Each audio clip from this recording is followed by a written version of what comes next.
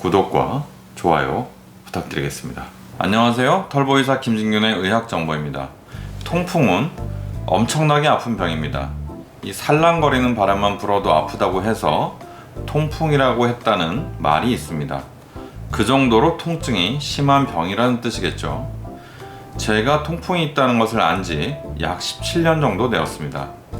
제가 통풍이 있다 보니 통풍으로 아픈 분들의 사정을 잘 알 수밖에 없고, 통풍에 대해서 다른 의사보다 공부를 더 많이 했던 것이 사실입니다. 자연스럽게 병원에 오시는 통풍 환자도 많이 제가 봤습니다. 제가 진료를 본 통풍 환자분들은 거의 다 약도 잘 듣고 웬만큼 조절이 잘 돼서 결국은 잘 생활하시는 분들이 많았는데, 정작 저는 증상이 계속 있었습니다. 그 병이라는 것이 모든 사람한테 다 똑같이 오지 않고, 어떤 사람은 약하게 또 어떤 사람은 심하게 오는데, 저는 통풍이 많이 심한 편이라서 그 약을 비롯해서 이런저런 방법이 잘 듣지 않았던 것이죠. 저는 통풍에 걸려서 그동안 고생을 많이 했습니다. 너무 증상이 심해서 하루에도 몇 번씩 진통제와 스테로이드를 맞은 적도 많았습니다. 그런데 지금은 약 2년 동안 통풍 증상 없이 잘 지내고 있고, 혈중 요산 수치도 정상이 되었습니다. 그동안 중증 통풍이었던 제가 고생한 이야기와 이제는 통증에서 벗어난 이야기를 가감 없이 솔직하게 말씀드려 보려고 합니다. 이 영상은 일반적인 방법으로 낫지 않는 심한 통풍 때문에 고생하시는 분들을 위한 영상입니다. 영상이 다소 길더라도 부디 이 영상을 끝까지 보시고 꼭 실천하셔서 통증 없는 건강한 삶을 누리시기 바랍니다. 제가 17년 전 레지던트가 끝나고 공중보건의로 편하게 있을 때 매일 운동도 열심히 하고 다이어트를 해서 저는 아무데도 아픈 곳이 없었고 체력도 무척 좋았습니다. 하루 종일 산을 타도 피곤하지 않았고, 일반적인 등산은 성에 차지도 않아서 산악 마라톤 같은 것도 즐길 정도로 건강했었죠. 몸무게는 한 72kg 정도로 지금보다 한 10kg 정도 적게 나갔었습니다. 그런데 어느 날 다치지도 않았는데 발목이 삔 느낌이 있었습니다. 아팠다가 며칠이 지나면 호전되고 하는 증상이 염좌의 증상과 너무나 똑같았습니다. 몇 달 동안 쩔뚝거리는 저를 보고 다른 동료 의사가 혹시 너 통풍 아니냐 라고 해서, 제가 생각해 보니까 그 증상이 딱 맞아서 통풍임을 의심할 수가 있었습니다. 그리고 나중에 찬찬히 보니까 영락없는 통풍이었던 것이죠. 그 당시의 증상은 몇 달에 한 번 엄지발가락이나 발목이 이렇게 아픈 것이었고요. 며칠 지나면 좋아졌습니다. 그때 제가 배운 교과서에서는 몇 달에 한 번 가끔 아픈 사람은 아플 때만 이런저런 처방을 받고, 통증이 줄어들면 굳이 치료가 필요 없다. 요산 수치가 높아도 증상이 없으면 수치를 낮추는 약을 꼭 먹을 필요는 없다 라고 되어 있었습니다. 그래서 저는 가끔 아플 때만 약을 먹었었는데, 갈수록 통증은 강도와 빈도가 높아지는 것이었습니다. 가끔 아파도 티 안 내고 혼자 진통제 먹고 버티고 일을 아무렇지도 않게 하곤 했는데, 시간이 지나면서 통증의 강도도 점점 더 심해져서 나중에는 도저히 참을 수 없는 정도의 통증도 많이 겪었습니다. 어떤 날은 제가 정말 통증이 너무 심하게 와서 구토를 한 적도 있고, 통증 때문에 정신을 잃을 것 같은 적도 많았습니다. 통풍이 없는 분들은 모를 수 있고, 통풍이 있더라도 통증이 많이 심하지 않은 분들은 모르는 극심한 통증을 달고 살았습니다. 제가 골절도 몇 번 당해봤는데, 골절되었을 때보다도 통증이 훨씬 심했습니다. 일상생활은커녕 옷 입는 것, 그리고 자다가 발목을 옆으로 이렇게 살짝 돌리는 것도 힘들 정도의 그런 통증입니다. 발을 디디는 것 자체가 힘들고, 누워있을 때 발가락에 이불만 스쳐도 너무너무 아픕니다. 매일매일 아프니까 너무 힘들어서 심각성을 느낀 저는 요산 수치를 낮추는 약을 몇 달 동안 꾸준히 먹고, 또 통풍에 나쁘다는 고기와 생선을 다 끊기도 해보았습니다. 제가 보았던 대부분의 통풍 환자들은 저의 처방과 조언으로 다 좋아졌는데, 저는 별 차도가 없었습니다. 웬일인지 책에 나와 있는 내용으로는 저의 중증 통풍에 대처하기에는 좀 부족했고, 저는 약 2년 전까지 통증이 심한 채로 살아왔습니다. 저는 통풍이 점점 심해지더니 최근 몇 년간은 온몸에 통풍 결절이라는 것이 생겼습니다. 통풍이 아주 심한 채로 적절한 치료를 하지 않고 오래 방치하면 통풍 결절이라는 것이 생깁니다. 이게 무릎 관절에도 생기고, 여기저기 힘줄에도 생기고, 이 귓바퀴에도 생기고, 그리고 팔꿈치, 그리고 발가락에도 생길 수가 있습니다. 아주 심한 통풍 환자들만 생기는 현상이어서 제가 실망이 이만저만이 아니었습니다. 이 결절은 보통 아프지는 않고 미관상 안 좋은 정도입니다. 하지만 심한 경우에는 관절을 먹어서 관절의 기능을 떨어뜨리고, 힘줄에 먹어서 힘줄을 끊어지게 할 수도 있습니다.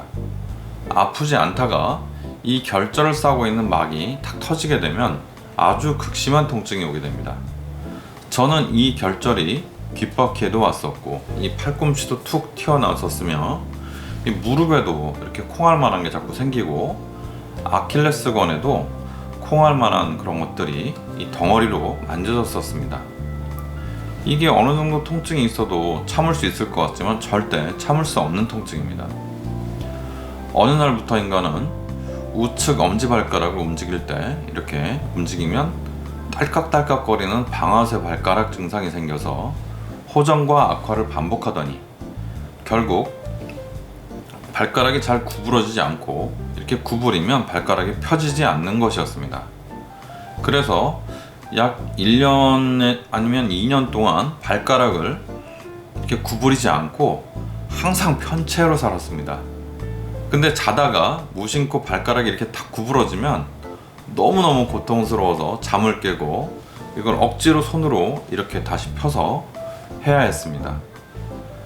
도저히 안 되겠다 싶어서 MRI를 찍어봤더니 발목에 있는 힘줄에 이 밤톨만한 큰 결절이 붙어가지고 힘줄을 꽉 잡고 있어서 발가락을 움직일 수가 없었던 것이었습니다. 우리 병원 정형외과 선생님께 진료를 받더니 힘줄이 아직은 살아있지만 힘줄이 터질 가능성이 많다는 말에 저는 결국 우리 병원 수술대기에 눕게 됩니다. 이 사진은 관절 내시경 사진입니다. 아주 큰 결절 덩어리가 힘줄에 딱 붙어 있는 것이 보입니다. 원래 관절경으로 이 결절을 제거하려고 했는데, 관절경으로 제거하려고 봤더니 이 덩어리가 너무 커서 결국 절개를 하고 수술로 제거했습니다. 사진은 수술할 때 제거한 결절 덩어리 사진이고, 다음 사진의 이 흉터는 최근에 찍은 것으로서 아직도 제 발목에 남아 있습니다. 다행히 지금은 발가락이 잘 움직입니다. 그 이후에는 경각심이 많이 들어서 통풍에 대해서 어떻게 하면 관리를 잘 할 수 있을까 공부를 더 하게 되었습니다. 그리고 그 공부한 것을 조금씩 철저히 실천하였습니다. 지금은 약 2년 동안 거의 통풍으로 인한 통증 없이 잘 지내고 있습니다. 뭘 했길래 그렇게 좋아졌을까요? 지금부터 그 특별한 비결을 알려드리겠습니다. 통풍을 조절하기 위한 첫 번째 비결은 특정 음식을 피하는 것보다 칼로리 자체를 적게 먹는 것입니다. 통풍이 있는 분들은 다 아시는 것처럼 조심해야 하는 것이 참 많습니다.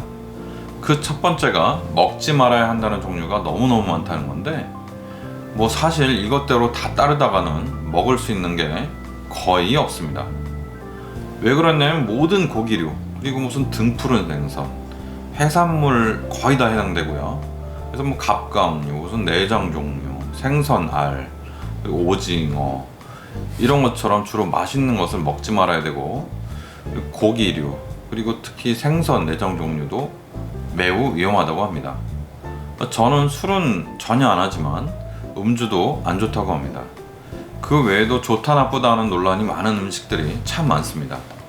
또 미역, 시금치, 계란 이런 것도 논란이 많습니다. 콩도 논란이 있습니다. 그래서 철저히 고기나 해산물을 안 먹고 밥만 먹고, 그리고 뭐 채소만 먹고 그랬습니다. 통풍에 나쁘다는 음식을 아무리 제한해봐도 통증이 지속되어서 꽤 힘들었습니다. 통풍의 통증이 너무 심했기 때문에 정말 벗어나고 싶었습니다. 그래서 계속 공부하다 보니 비슷해 보이지만 약간 다른 주장이 있었습니다. 통풍의 중요한 것은 음식의 종류보다는 결국 전체 칼로리라고 하는 말이었습니다. 즉, 통풍에 안 좋은 음식을 안 먹는 것이 아니고 칼로리 자체를 적게 먹어야 되니까 고기류나 생선류를 무조건 제한하는 그런 방법보다는 통풍에 안전한 음식으로 알려진 탄수화물 자체를 오히려 제한해야 한다는 그런 것이죠. 이대로 실천을 해보았더니 통풍으로 인한 통증이 오는 빈도가 많이 줄어들었습니다. 단순한 다이어트와는 좀 다른 개념입니다. 통풍은 꼭 비만인 사람만 있는 것은 아니기 때문이죠. 통풍이 있는 사람은 먹지 말라는 음식이 너무 많기 때문에 괜찮다는 음식, 즉 탄수화물 종류를 폭식하는 경향이 있습니다. 저도 그랬습니다. 이런 식습관 때문에 오히려 통풍이 악화되는 것 같습니다. 이런저런 음식을 골라가면서 다 빼고 먹는 것보다는 통풍에 아주 안 좋은 몇 가지 음식물만 주의하고 칼로리를 제한하고 과식을 하지 않는 식습관이 지키기도 훨씬 편합니다. 섭취하면 체내에서 요산 생성이 증가하게 되는 음식들이 대부분 맛있는 음식입니다. 어느 정도는 맛있는 것도 먹고 살아야지 그래야 되지 않겠습니까? 통풍이 있어도 맛있는 건 먹어도 됩니다. 두 번째 비결은 약을 꾸준히 잘 먹는 것입니다. 통풍은 완전 초기일 때는 가끔, 즉 1년에 한두 번 아플 때만 약을 먹으면 됩니다. 하지만 점점 심해지거나 처음부터 요산 수치가 높은 사람들은 요산 수치를 낮추는 약을 꾸준히 먹어야 됩니다. 저는 처음에는 아플 때만 진통제약을 먹고 주사를 맞다가 나중에는 요산을 줄이기 위해서 알로퓨리놀이라는 약을 먹었었는데 저한테는 그게 효과가 별로 없는 것 같았습니다. 그래서 2-3년 전부터는 요산 수치를 낮추기 위해서 페브릭이라는 약을 하루도 안 빼고 꾸준히 먹었습니다. 처음에는 80ml를 먹다가 지금은 40ml를 먹고 있습니다. 지금은 요산 수치가 잘 조절이 되고 통풍에 극심한 통증도 많이 줄었습니다. 이런 데 있던 그런 통풍 결절도 많이 줄어서 이제는 거의 없어졌습니다. 제가 의사이긴 하지만 저도 사람인지라 처음 몇 년간은 약 없이 통풍을 완치해보려고 헛된 욕망을 가진 적이 있었습니다. 극단적으로 식단을 채식으로 해본 적도 있습니다. 하지만 병이 일단 온 이상 의지력만으로는 병을 이길 수 없습니다. 우리 인간은 우리가 겪는 병들은 대부분의 원인을 알지 못하기 때문에 사실 통풍 같은 병이 오는 것을 막을 수도 없습니다. 우리가 어떤 병이 있을 때 뭘 잘못해서 그렇다, 통풍 같으면 무슨 비만이어서 그렇다, 아니면 음식을 너무 많이 먹어서 그렇다, 그런 말을 하는데 그런 요인은 아주 적은 것이고 대부분의 원인을 알지 못합니다. 결국 제가 했던 방법은 통풍의 통증을 벗어나기 위해서 단기간에 비결은 없다는 것이고요. 꾸준한 투약 및 관리만이 벗어날 수 있는 방법이라는 것이죠. 예전에는 통풍이 있어도 가끔 심한 통증이 오는 경우라면 약은 아플 때만 먹으면 된다고 교과서에 나와 있었는데요. 하지만 지금은 아플 때뿐만 아니라 평상시에 요산 수치를 관리해야 한다는 의견이 주류입니다. 통풍이 있을 때 먹는 진통제는 일시적으로 통풍의 통증을 줄여줄 수는 있지만 장기적인 합병증을 막을 수는 없다는 것이죠. 통풍이 조절되지 않으면 각종 합병증이 굉장히 많이 생깁니다. 무릎이나 어깨 같은데 생기는 관절염, 그리고 아킬레스건 같은데 생기는 힘줄염, 손목 같은데도 생길 수 있죠. 그리고 이런데 툭툭 삐져나오는 통풍결절, 그리고 동맥경화로 오는 뇌졸중, 그리고 심근경색, 그리고 콩팥이 망가지는 신부정증, 이런 무서운 병들입니다. 통풍은 막을 수 없는 병이지만 합병증이라도 막으려면 일시적인 약 복용으로는 어렵고 요산을 낮춰주는 약을 장기적으로 꾸준히 복용해야 한다는 것입니다. 제가 말씀드리고 싶은 것은 아주 특별한 비법은 없습니다. 소식하고 약을 잘 먹는 것입니다. 이 당연한 실천이 끔찍한 고통에서 저를 벗어나게 해주었습니다. 통풍은 병입니다. 여러분이 잘못해서 생긴 게 아닙니다. 고혈압과 당뇨같이 한 번 오면 가지 않는 병입니다. 고혈압이나 당뇨가 있는 분들이 생활 습관을 교정하고 관리를 철저하게 하여 나았다는 분들이 많습니다.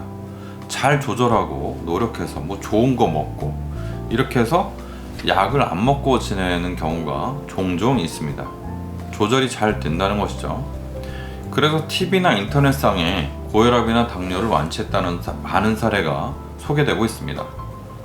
하지만 정말 명심해야 할 것은 고혈압과 당뇨가 나은 것이 아니다 라는 것입니다. 병의 초기인 분이 그리고 병이 어느 정도 진행됐더라도 극도로 생활 습관을 통제하고 식이와 운동을 잘 조절해서 고혈압과 당뇨가 있는데도 불구하고 약만 안 먹고 지내는 상태인 것이죠.